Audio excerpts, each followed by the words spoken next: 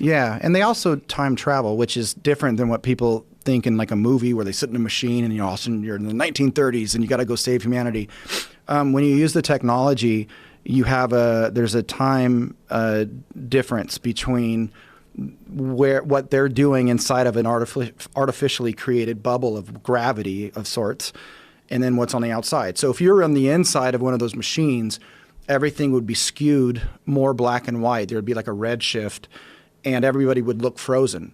So you literally could fly around and grab a Coke out of someone's hand and put it in someone else's hand. It's really... Where are you getting this from? Well, take a wild guess. Look at the people I'm surrounded by, you know. So the people you're surrounded by are telling you this? Is that what it is? Well, I don't want to get into that, but the people I'm surrounded with and myself, you know, are very close to this stuff. But the physics, you know, the physicist that's a co-founder of my company, To the Star, he's a Nobel nominee. He wrote the book on plasma physics. What's his name? Hal Puthoff, Dr. Hal Puthoff. And he created remote viewing. Do you know what remote viewing is? Yeah. He's the creator of the CIA psychic spy program, but he also has done like really exotic, advanced, forefront propulsion work for the past decades and decades. Actually, I mean, he's deep into the like quantum this and that. So he's the one that actually told me about the redshift. Yeah. And so they have experienced this physically, or is this just theoretical? But do we have any theories on kind of the electromagnetic radiation component? I mean, certainly, if we were to look at it from like a relativistic perspective, well, that sounds like visible band light being blue shifted into the ultraviolet, and you're getting literally a sunburn. Mm-hmm. And if you look at an Occubear type thing where, you know, light's getting lensed around the craft, etc., stuff should be blue and red shifting. So things coming towards you would actually red shift spectrally, and the people getting like burns, so that's ultraviolet, that's like ionizing radiation. So that would be light being blue shifted into the ultraviolet as it's lensed across the bubble that the craft creates. And so we are seeing artifacts that seem to show that they're basically manipulating space-time. And I guess that's why you get this sort of skipping across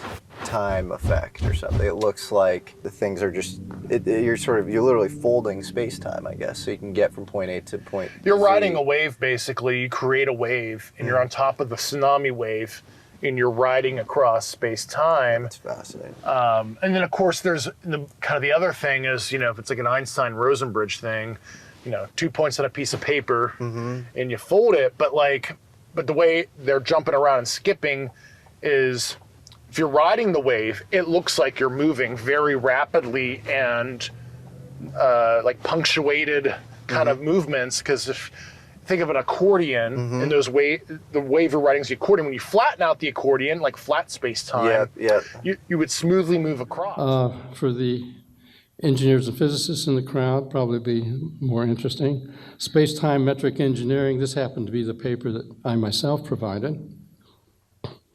One of the questions is, can the reported anomalous observables of these advanced aerospace vehicles be accounted for on the basis of known physics?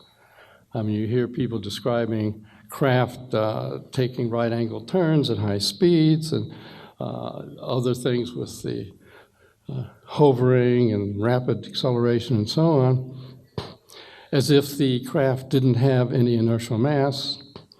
Well, it turns out, although general relativity, Einstein's general relativity, is usually used in astrophysical applications and gravity studies and so on, you can look at it from an engineering standpoint.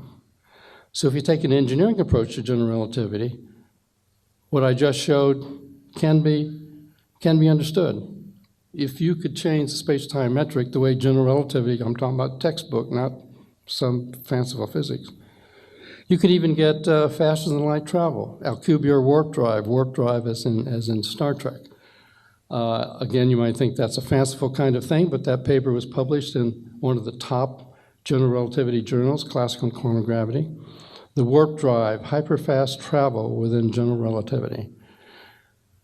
So if you engineer space-time metric, you can begin to line up observables with physics that we know and love, even if we can't reproduce it. What about the velocity of light constraint? People are always saying that. How could you have a wormhole that lets you go from one side of the universe to the other? Aren't you beating the speed of light?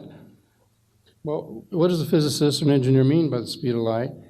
He means this little equation here where the speed of light is given by 1 over the square root of the permittivity times the permeability of the vacuum.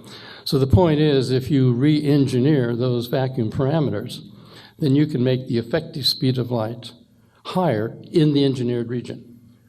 And so those are the solution in general relativity that are called wormholes.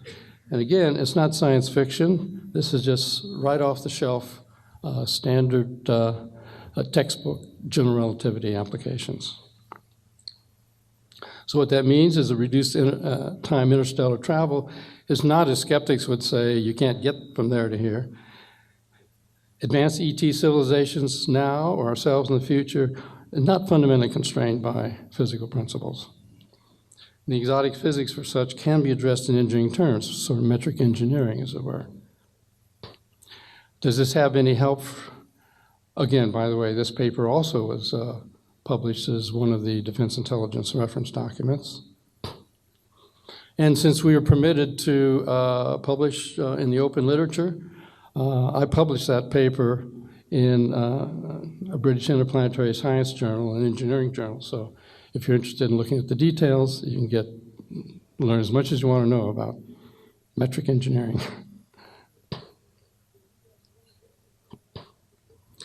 And that helped us understand some of the aspects. I mean, you may have heard the phrase, dense stars, you get redshift.